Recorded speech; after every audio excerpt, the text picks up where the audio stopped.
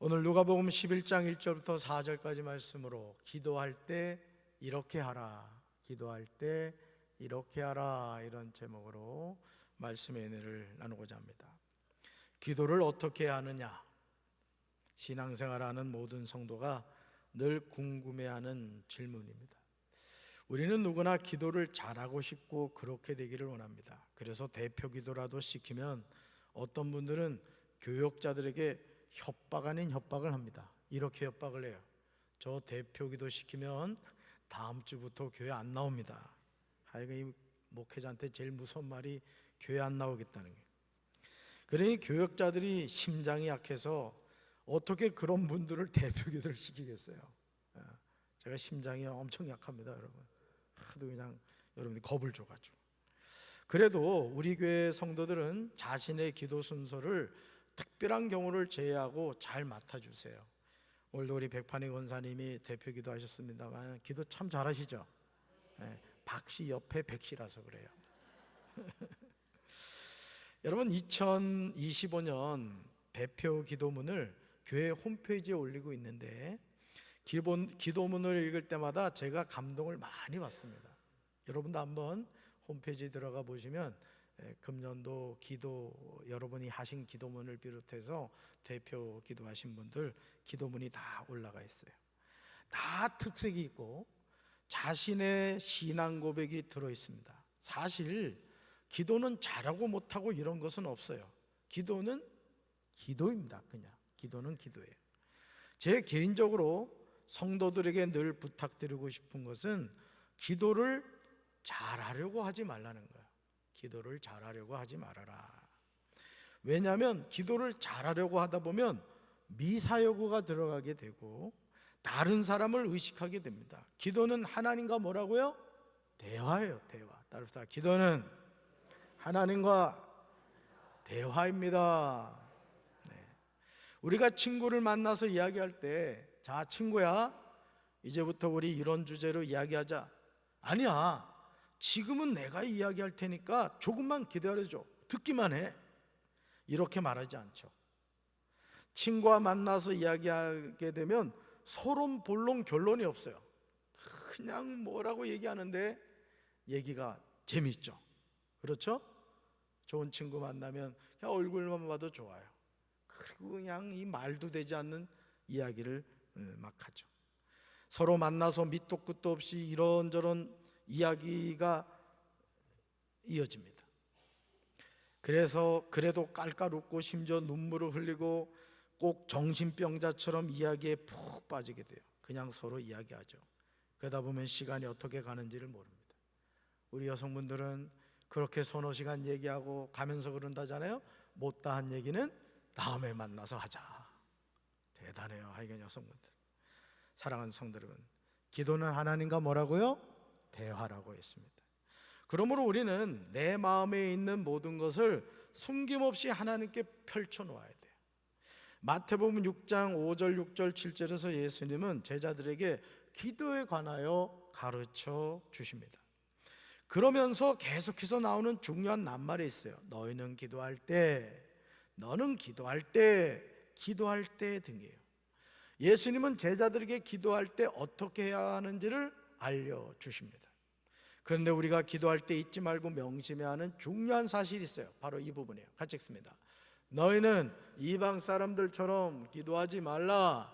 너희 아버지께서는 너희가 구하기도 전에 무엇이 필요한지 아시는 분이다. 아멘. 너희 아버지께서는 너희가 구하기도 전에 무엇이 필요한지 아시는 분이시다. 예수님은 제자들에게 너희는 이방 사람들처럼 기도하지 말라고 하십니다. 갈멜산에서 바알 선지자들이 기도를 길게 하거나 반복하게 되면 기도의 효력이 강화되어 쉽게 자신들의 요구가 받아들여질 것이라는 미신적인 생각을 가진 어리석은 신앙관에 미혹되어 신앙의 본질을 망각하지 말라는 당부예요. 따라서 신앙의 본질을 망각하지 말라. 여러분, 하나님이 살아계셔요, 우상이에요? 하나님 살아계시죠? 그러면 우리가 하나님께 기도한다는 건 뭐라 그랬죠? 대화라고 했단 말이에요. 살아계신 하나님, 인격적인 하나님과의 대화가 뭐라고요? 기도다 한 것이죠. 그러니까 기도를 길게 하느냐 또는 반복해서 하느냐, 이것이 무슨 기도의 효력이 강화되는 게 아니라는 거예요. 바알 선지자 450명이 아침부터 낮까지, 정오부터 저녁 소제를 드릴 때까지 몸부림을 쳤지만 바알은 전혀 응답하지 않았습니다. 왜냐하면 바알은 하나님이 아니었기 때문이에요.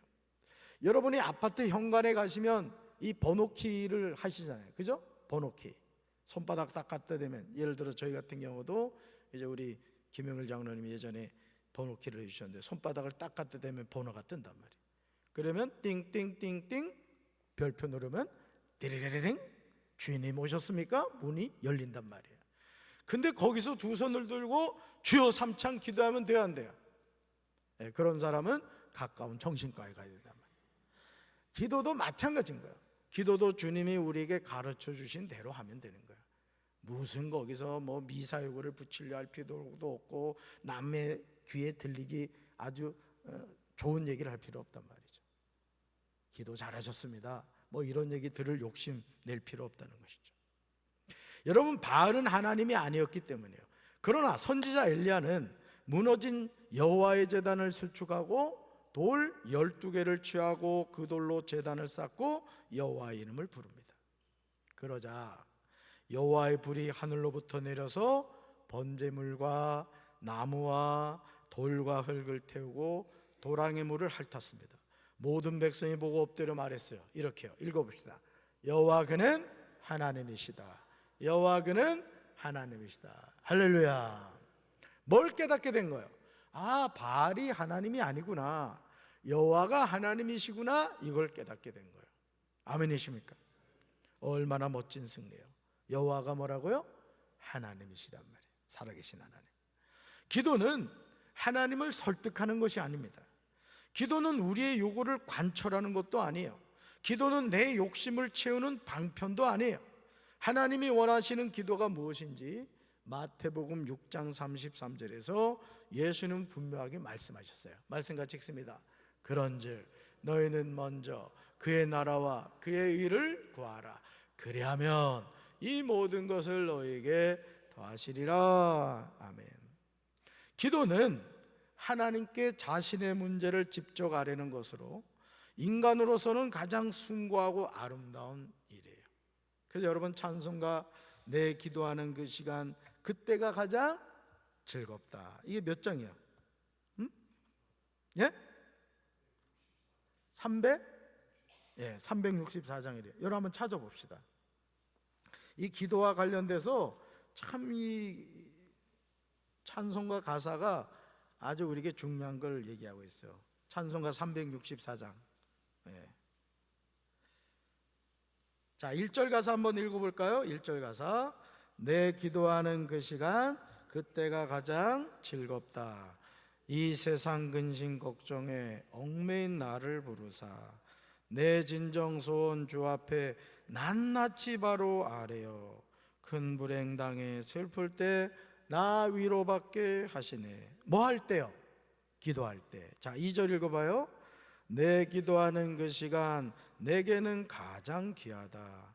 저 광야 같은 세상을 끝없이 방황하면서 위태한 길로 나갈 때 주께서 나를 이끌어 그 보좌 앞에 나가 큰 은혜 받게 하시네. 여러분, 이 보좌는 누구예요? 주님의 보좌 앞으로 나가서. 3절 읽어볼까요?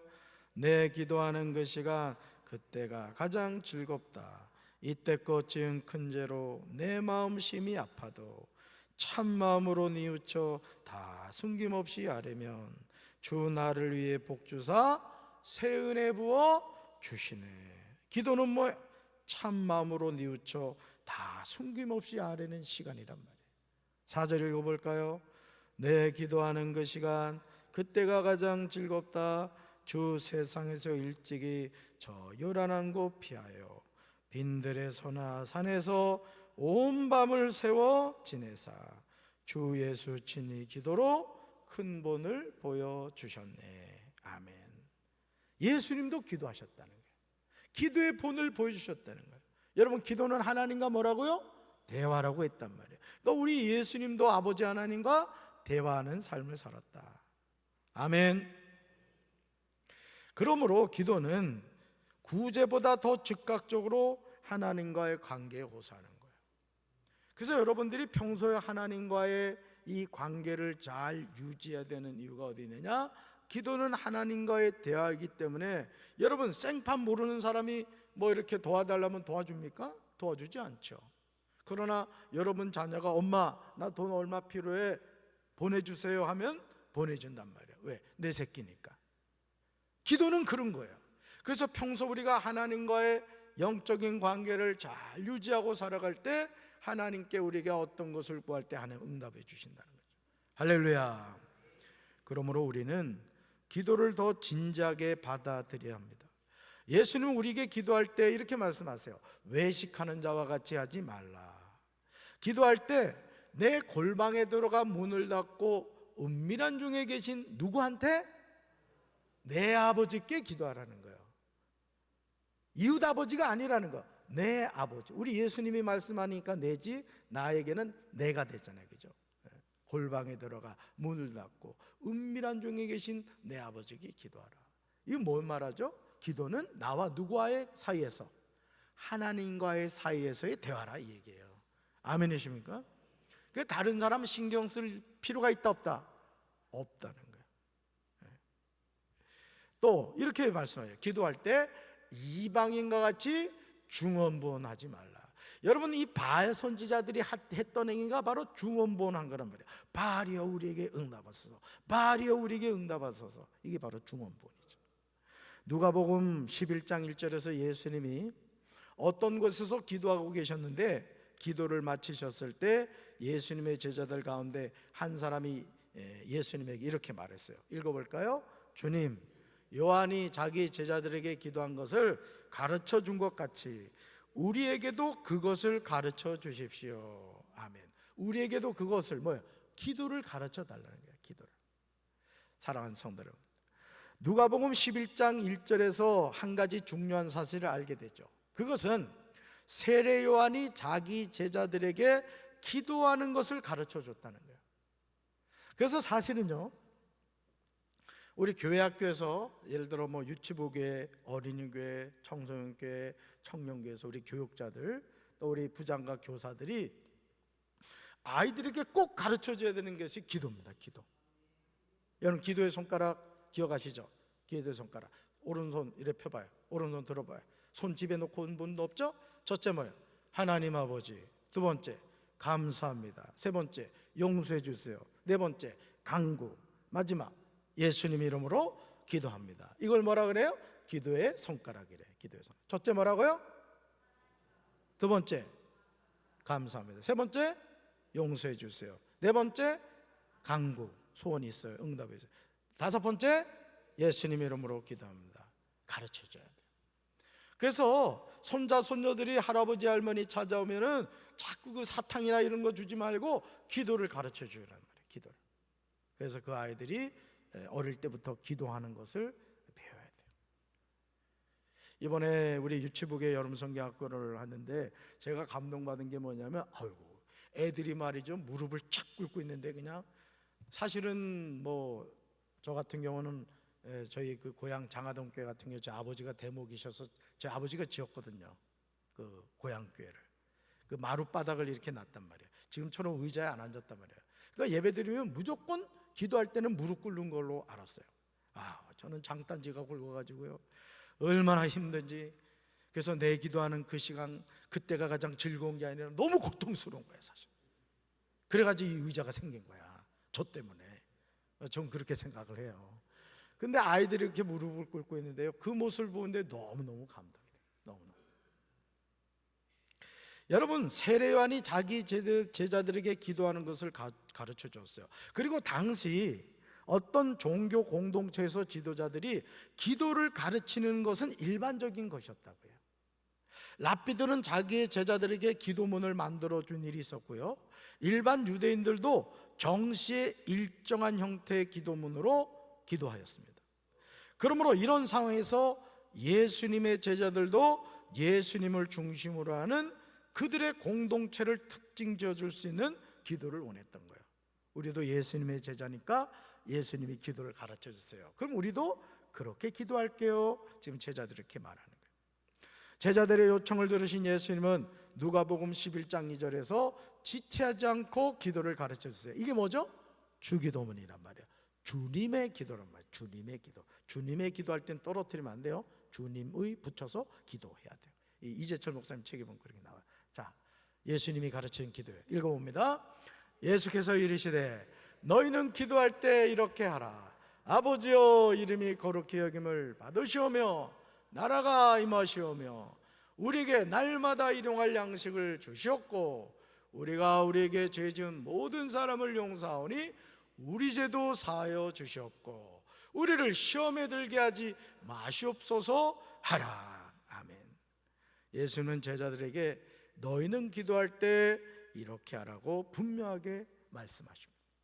우리는 누가복음 11장 2절부터 4절에 나오는 기도가 주기도문인 것을 알게 돼요. 이것은 마태복음 6장 9절부터 13절에서 나오는 기도문과 같습니다. 그러므로 너희는 이렇게 기도하라고 시작합니다. 우리는 누가복음에 나오는 주기도문이 마태복음에 나오는 주기도문에 비하여 축약되어 있음을 보게 됩니다. 그렇다면 예수님이 제자들에게 너희는 기도할 때 이렇게 하라는 누가복음에서 가르쳐 주시는 주기도문의 내용이 무엇일까요? 다시 한번 끊어서 한번 읽어보겠습니다. 아버지, 그 이름을 거룩하게 하여 주시고 그 나라를 오게 하여 주십시오. 날마다 우리에게 필요한 양식을 내려 주십시오. 우리의 죄를 용서하여 주십시오. 우리에게 빚진 모든 사람을 우리가 용서합니다. 우리를 시험에 들지 않게 하여 주십시오. 아멘. 예수님이 제자들에게 가르치신 기도의 첫 번째는 뭐예요? 아버지의 이름을 거룩하게 하여 달라는 거예요. 여러분, 기도에서 가장 중요한 것은 아버지의 이름을 거룩하게 하는 거예요. 아멘이십니까? 우리가 하나님께 기도해서 어떤 응답을 받았을 때 그 응답의 1차적인 목표는 아버지의 이름이 영광을 받으시는 거라고요. 여러분, 자식이 잘 되면 누가 기분이 좋아요? 부모님이 좋단 말이에요. 여러분, 누구 자녀예요? 하나님 자녀예요. 그러니까 우리가 기도를 할 때도 아버지의 이름을 거룩하게 하는 거예요. 그래서 항상 여러분의 기도의 첫 번째는 아버지의 이름이 영광 받으시도록 해야 되는 거예요. 할렐루야. 하나님의 이름은 거룩한 줄로 믿습니다. 그러므로 하나님의 이름을 욕되게 하면 안 된단 말이에요. 여러분이 살아가면서 항상 여러분이 얼마나 존귀한 존재인가를 잊지 마셔야 돼요. 하나님 눈에 넣어도 아프지 않을 너무너무 사랑하는 아들, 딸들이라고. 알았어요? 그러니까 여러분들이 항상 하루를 살면서도 내가 얼마나 하나님의 사랑스러운 아들이고 딸인가를 기억하셔야 돼요. 그래서 항상 이렇게 길을 걸어갈 때도 어깨 펴봐요. 어깨 집에다 두신 분 없죠? 그래도 너무 또 제끼지 말고 어깨 펴고 하나님 자녀답게 그렇게 살아가시란 말이에요. 할렐루야. 그러므로 하나님의 이름을 욕되게 하면 안 돼요. 우리는 이 기도를 매일매일 간절하게 해야 합니다. 다음으로 그 나라를 오게 해달라고 기도해야 돼요. 우리는 이 세상의 나그네와 행인으로 살아갑니다. 우리가 궁극적으로 가야 하는 본향은 우리나라라네. 하늘나라 천국인 줄로 믿습니다. 야, 난 너무 애국장가 같아. 그냥 입술만 벌렸다면 우리나라가 나와. 하늘나라가 나와야 되는데. 그러므로 우리는 그 나라가 오게 해달라고 간절히 기도해야 돼요. 여러분, 주님의 재림이 멀지 않았어요. 그날과 그때는 알지 못하지만은 주님이 재림하신단 말이에요. 할렐루야. 네.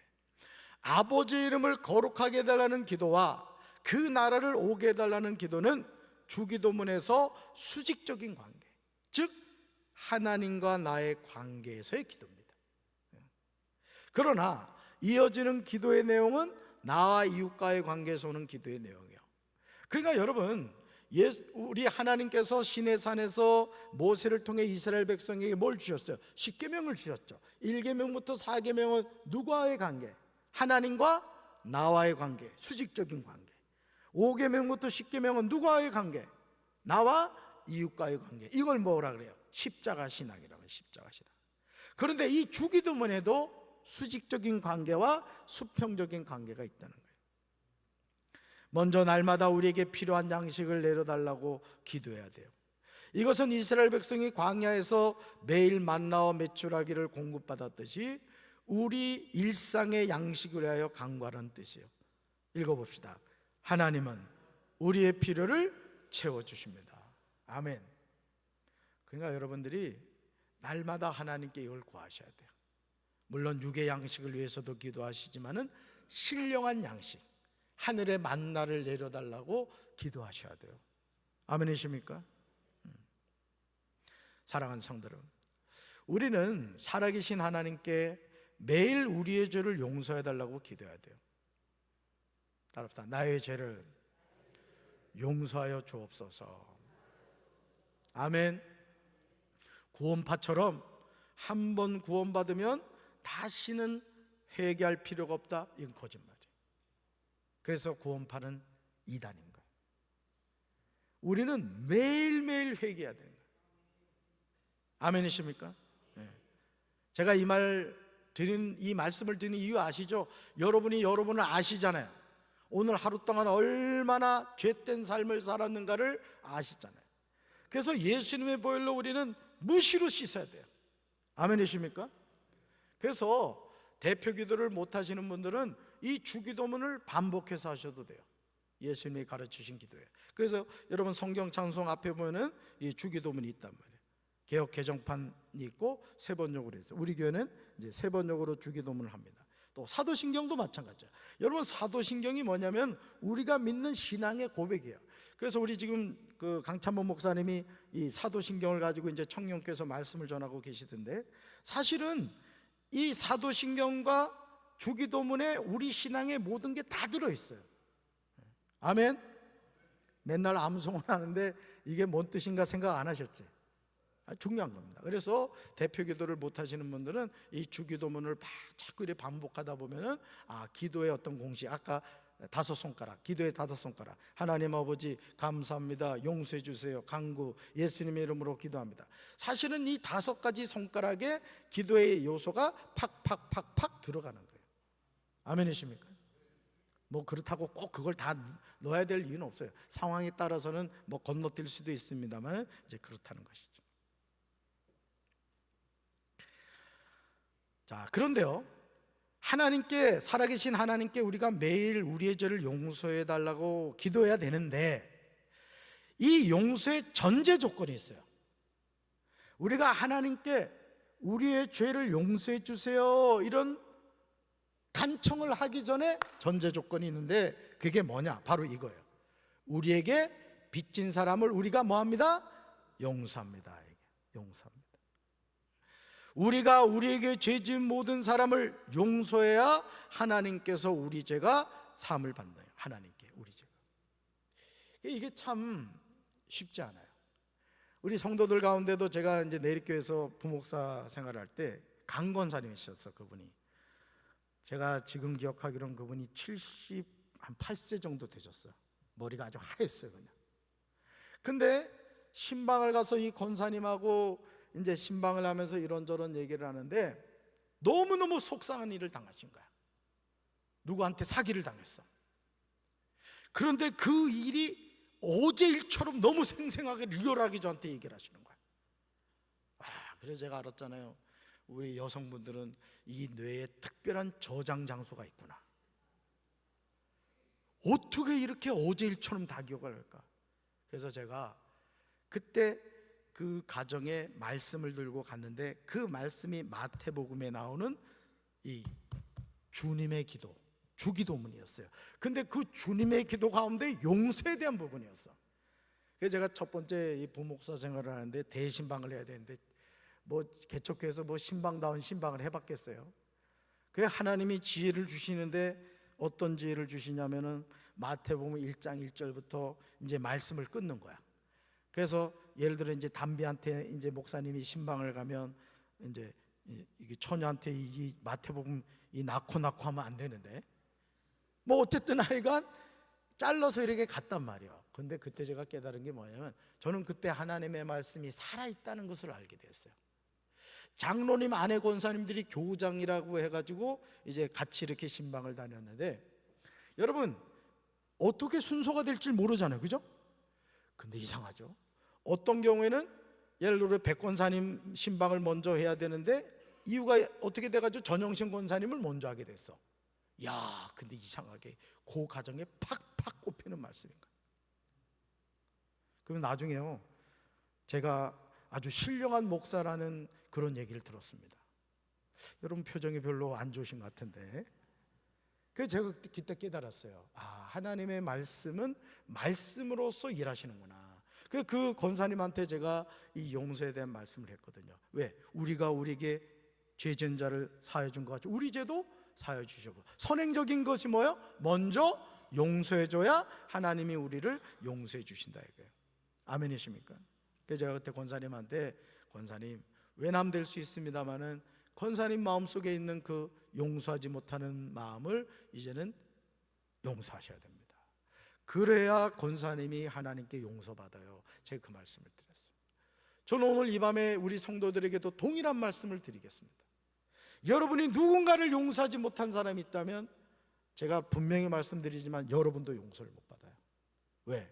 하나님은 용서한 사람을 용서해 주신다고 했단 말이에요. 아멘이십니까? 이건 제 얘기가 아니에요. 오늘 누가복음에도 나오는 것이고 마태복음에도 나오는 말씀이에요. 우리가 우리에게 죄 지은 모든 사람을 용서해야 하나님께 우리 죄가 사함을 받게 돼요. 아멘. 내가 살기 위해서라도 용서하셔야 돼요. 아멘이십니까? 하나님께 맡겨버리시란 말이에요, 그 사람에 대해서. 그리고 우리를 시험에 들지 않게 하여 주십시오. 우리는 매일 기도해야 돼요. 따릅시다. 우리를 시험에 들지 않게 하여 주십시오. 여러분 시험 들 일이 많죠? 네, 시험 들 일이 많아요. 우리가 이 육신의 장막을 벗고 하나님 품에 안기는 그 순간까지요, 계속 시험이 우리에게 다가옵니다. 그래서 기도해야 되는 거예요. 우리를 시험에 들지 않게 하여 주십시오. 하나님의 자녀가 시험에 부딪혔을 때 굴복하지 않게 해달라고 간구해야 됩니다. 읽어볼까요? 우리가 기도할 때 살아계신 하나님이 내 삶에 역사하십니다. 아멘. 여러분, 우리는 내 힘으로 살아갈 수가 없습니다. 하나님이 도와주셔야 돼요. 그 도움을 무엇을 통해 받는다? 기도를 통해서 받는다. 저는 우리 사랑하는 성도 여러분들이 항상 영적으로 깨어있어 하나님의 대화, 기도의 생활이 늘 여러분의 삶에 함께하기를 주님의 이름으로 축원합니다. 기도는 하나님과 뭐라고요? 대화하는 거예요. 이 대화가 더 깊어지고 여러분의 마음에 있는 모든 것을 다 기쁜 일이든 슬픈 일이든 즐거운 일이든 고통스러운 일이든 다 하나님께 구함으로 하나님 주신 위로와 평강을 얻는 우리 성도들 되기를 주님의 이름으로 축원합니다. 가슴에 손 얹겠습니다.